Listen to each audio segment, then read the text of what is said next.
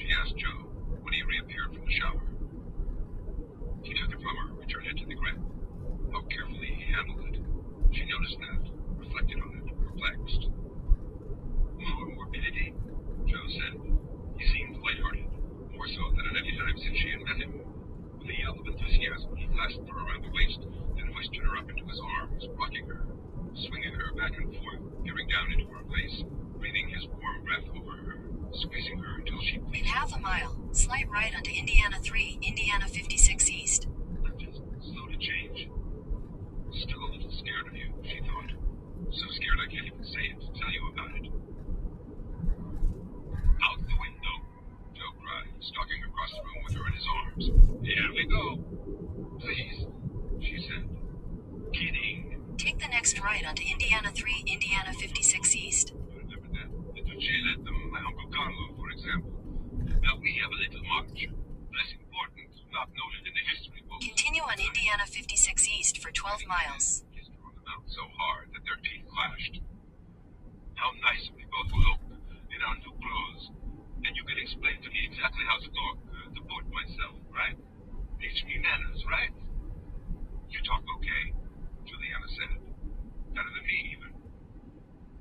No. He became abruptly somber. I talk very bad. A real wop accent. Didn't you notice it when you first met me in the cafe? I guess so, she said. It did not seem important to her. Only a woman knows the social conventions, Joe said, carrying her back and dropping her to bounce frighteningly on the bed. Without a woman, we discuss racing cars and horses and no dirty jokes. No civilization. You're in a strange mood, Juliana thought. Restless and brooding until you decide to move on. Then you become hopped up. Do you really want me? You can ditch me, leave me here. It's happened before. I would ditch you, she thought, if I were going on. Is that your pay? She asked as he dressed. You saved it up? It was so much. Of course, there was a good deal of money in the East. All the other truck drivers I've talked to never made so. You say I'm a truck driver? Joe broke in. Listen, I wrote that to Raven not to drive, but to keep off hijackers. Looked like a truck driver, snoozing in the cab. Flopping in a chair in the corner of the room, he lay back, pretending sleep, his mouth open, body limp. See?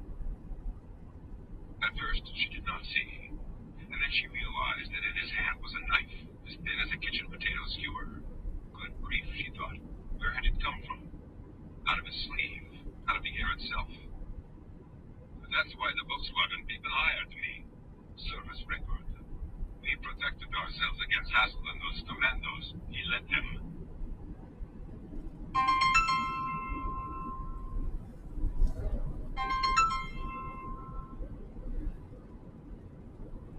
Hello? Hello? Hey. Well, we got a driver on the podium. Well, not a current driver, but...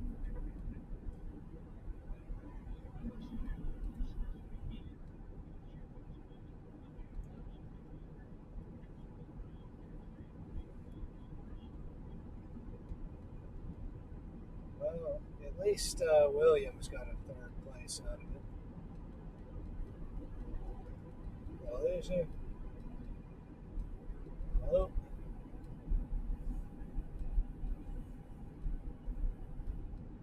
Yeah, but, Hey, I lose you every time I go down a hill.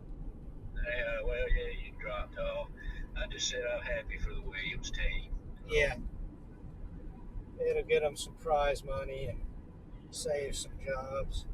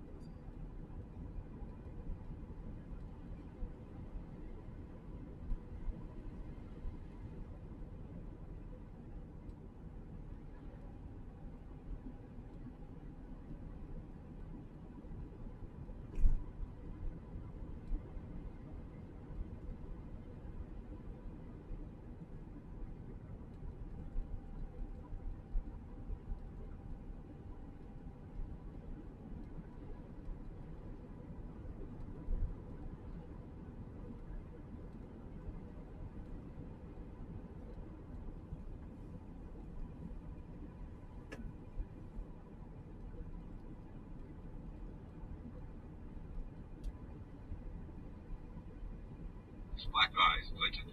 He grinned sideways at Juliana. Guess who got the colonel there at the end? When we got them on the Nile, him and four of his long-range desert group, months after the Cairo campaign. They raided us for gasoline one night. I was on sentry duty. Basil then sneaked up, rubbed with black all over his face and body, even his hands. They had no wire that time, only grenades and submachine guns. All too noisy. He tried to break my larynx. I got him.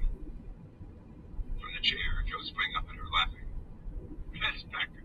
You tell them at the gym you're taking a few days off. Phone them. His account simply did not convince her. Perhaps he had not been in North Africa at all, had not even fought in the war on the Axis side, had not even fought. What hijackers, she wondered. No truck that she knew of had come through Cannon City from the East Coast with an armed professional ex-soldier as guard. Maybe he had not lived in the USA, and made everything up from the start. A line to snare her, to get her interested, to appear romantic. Maybe he's insane, she thought. Ironic. I may actually do what I pretended many times to have done. Use my judo in self-defense. To save my virginity. My life, she thought. But more likely, he's just some poor, low-class wop laboring slob with delusions of glory. He wants to go on a grand spree, spend all his money, live it up, and then go back to his monotonous existence. And he needs a girl to do it. Okay, she said. I'll call the gym. As she went toward the hall, she thought, he'll buy me expensive clothes and then take me to some luxurious hotel. Every man yearns to have a really well-dressed woman before he dies, even if he has to buy her clothes himself. This binge is probably Joe Citadella's lifelong ambition. And he is shrewd. I'll bet he's right in his analysis of me. I have an erotic fear of the masculine. Frank knew it too. That's why he and I broke up. That's why I still feel this anxiety now.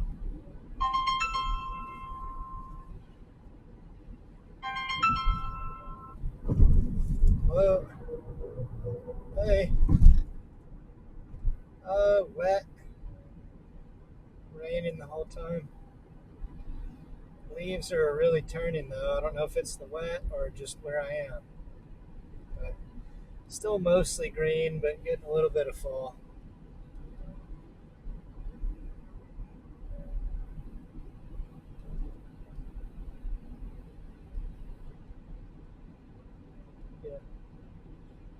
Yeah, I slept all right.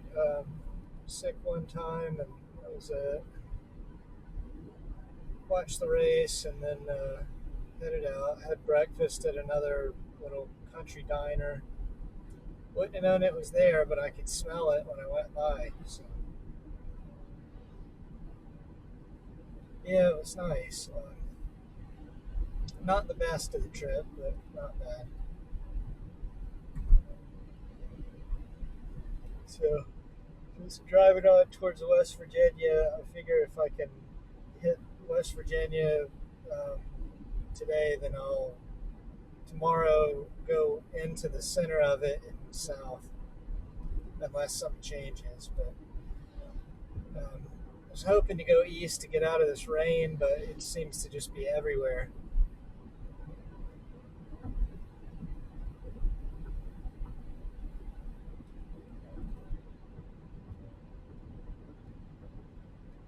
Oh, really? Yeah.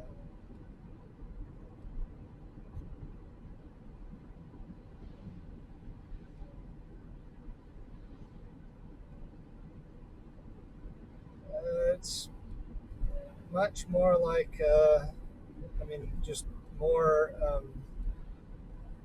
scenery and traffic and all that, like Gwinnett was in the 90s, I guess. It's 2-lane roads, but just trains of cars going by and farmland that's being developed into whatever it's being developed into. And all these creepy new military like monuments and stuff. Every town has them, these huge like stone monolith things where they put everybody's names on them. Yeah, I keep driving by them. I've noticed it since I left, but I guess there's just more towns here. So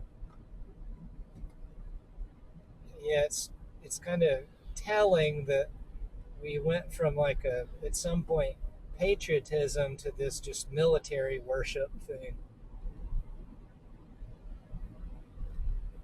So yeah, it's but they're all brand new. Like yeah, some of them still have the tape around them where they got recently made. But listening to an audiobook that's like a parallel fiction about if Germany and Japan had won World War II. So well, it's kind of fitting to drive by these new like military monument things and listen to that. Yeah. But anyway, gas is under $3 a gallon here, so that's good. And I ate breakfast kind of late, so I don't think I'll have to eat lunch. And that's about it. I'll be fine with it being an unremarkable day, just driving through infinite suburbs looking at trees, I guess. I don't. I think I'm sort of trying to thread the needle between Louisville and Cincinnati. So, not exactly city. There's smokestacks up ahead, but definitely not countryside.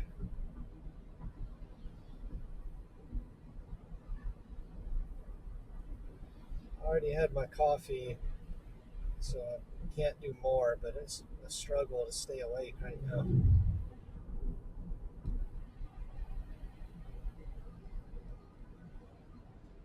Yeah, and very damp in here, so turning on the AC to try to dry it out, but then that becomes pretty cold.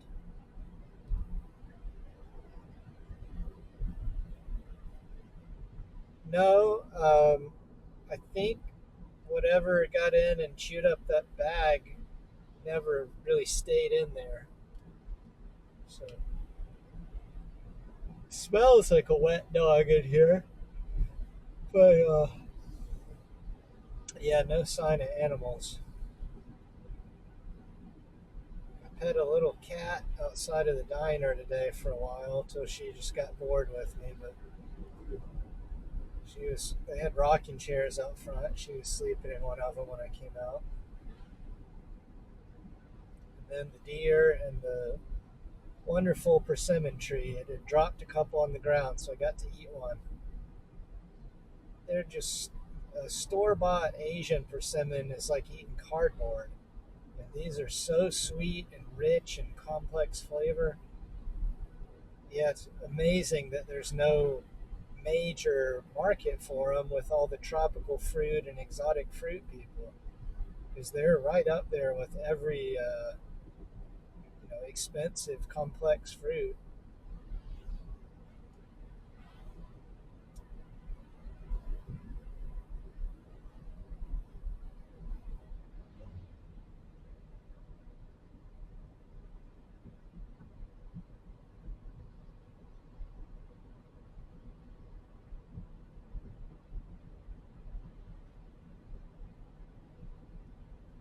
There was one at Brasky Court, like at the um, front steps.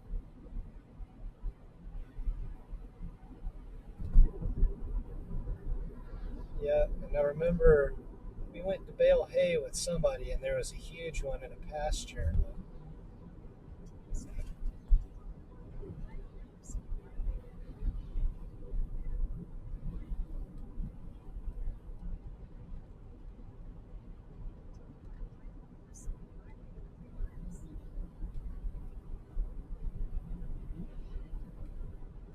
Do what? I keep getting these updates for directions every 20 seconds, and they're 20 seconds long.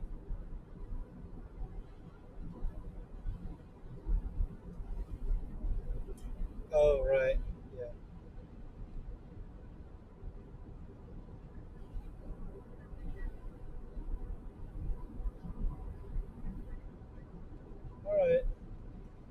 I'm gonna keep driving for a few more hours, and I'll have to decide if I'm gonna pay for another place inside or not. But it's not cold; it's just wet.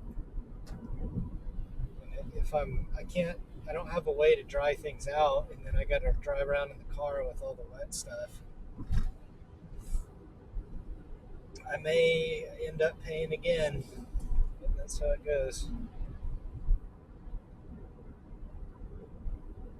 All right, will do. Okay, bye.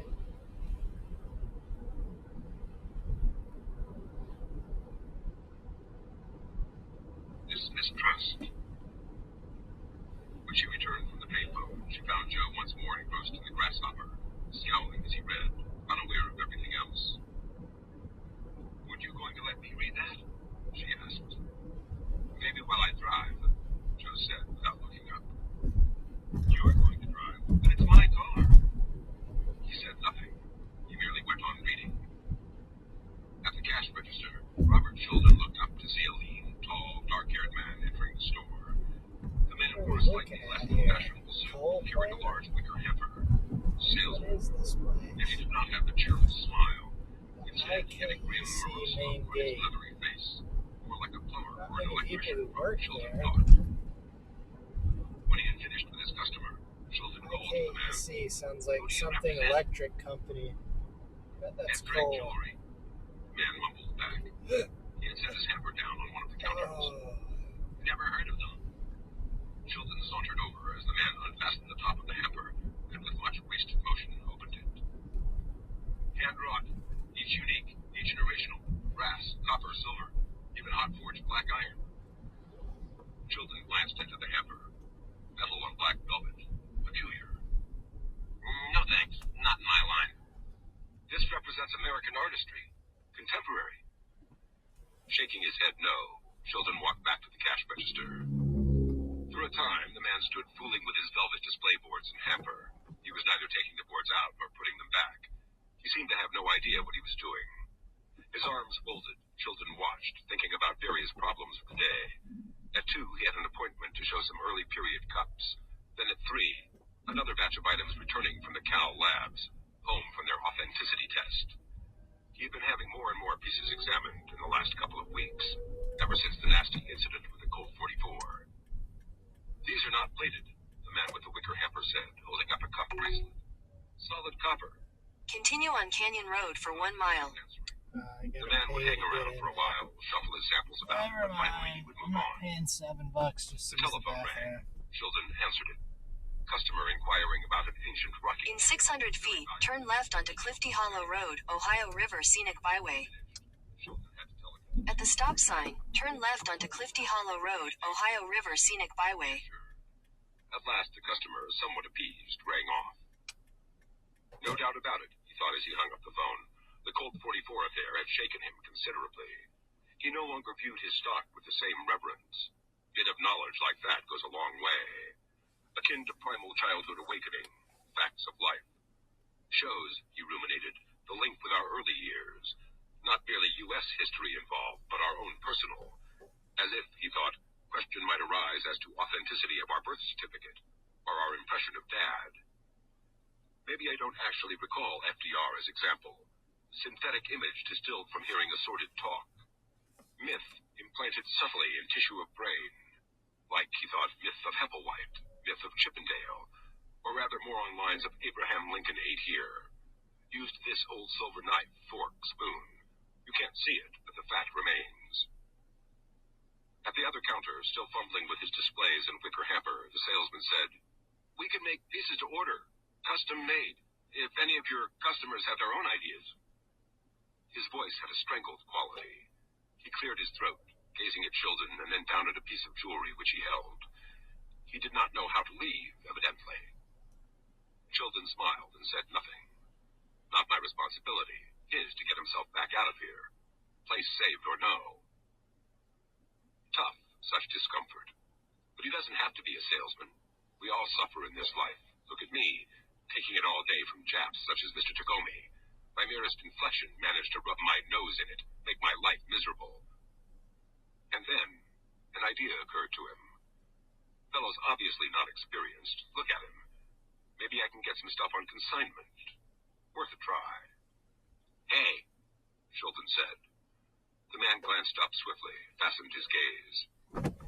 Advancing toward him, his arms still folded, Chilton said, "Looks like a quiet half hour here. No promises, but you can lay some of those things out. Clear back those racks of ties." What a nice person to let me go first. Nodding, the man began to clear himself a space on the top of the counter. He reopened his hamper, once more fumbled with the velvet trays. He'll lay everything out, Chilton knew. Arrange it painstakingly for the next hour. Fuss and adjust until he's got it all set up. Hoping, praying, watching me out of the corner of his eye every second to see if I'm taking any interest, any at all. "When you have it out," Chilton said, "if I'm not too busy, I'll take a look." The man worked feverishly, as if he had been stung. Several customers entered the store then, and Chilton greeted them. He turned his attention to them and their wishes, and forgot the salesman laboring over his display. The salesman, recognizing the situation, became stealthy in his movements. He made himself inconspicuous. Chilton sold a shaving mug, almost sold a hand-hooked rug, took a deposit on an Afghan. Time passed. At last the customers left. Once more the store was empty, except for himself and the salesman. The salesman had finished. His entire selection of jewelry lay arranged on the black velvet on the surface of the counter. Going leisurely over, Robert Chilton lit a land of smiles and stood rocking back and forth on his heels, humming beneath. In a quarter mile, turn left onto Cragman Street. Neither spoke. At last, Chilton reached out and pointed at a pin. "I like that," the salesman said in a rapid voice. "That's a good one. You won't find any wire brush scratches. All rouge finished, and it won't tarnish." At the light, turn left onto Cragman Street, then turn right onto West 3rd Street. Chilton nodded slightly. "What we've done here," the salesman said, "is to adapt tried and proven industrial techniques to jewelry making. As far as I know, nobody has ever done it before. No molds, all metal to metal, welding and brazing." He paused. Take the second right onto West 3rd Street. Chilton picked up 2 bracelets, then a pin, then another pin. He held them for a moment, then set them off to one side. The salesman's face twitched. At the stop sign, turn right onto Presbyterian Avenue. "Is this retail? Your price is 50% of that." In 1,000 feet, turn right onto Lincoln Street. So give me an additional 2%. I just came from there.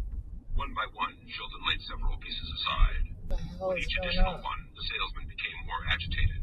He talked faster and faster, finally repeating himself, even saying meaningless, foolish things, all in an undertone and very urgently. He really thinks he's going to sell, Chilton knew, by his own expression.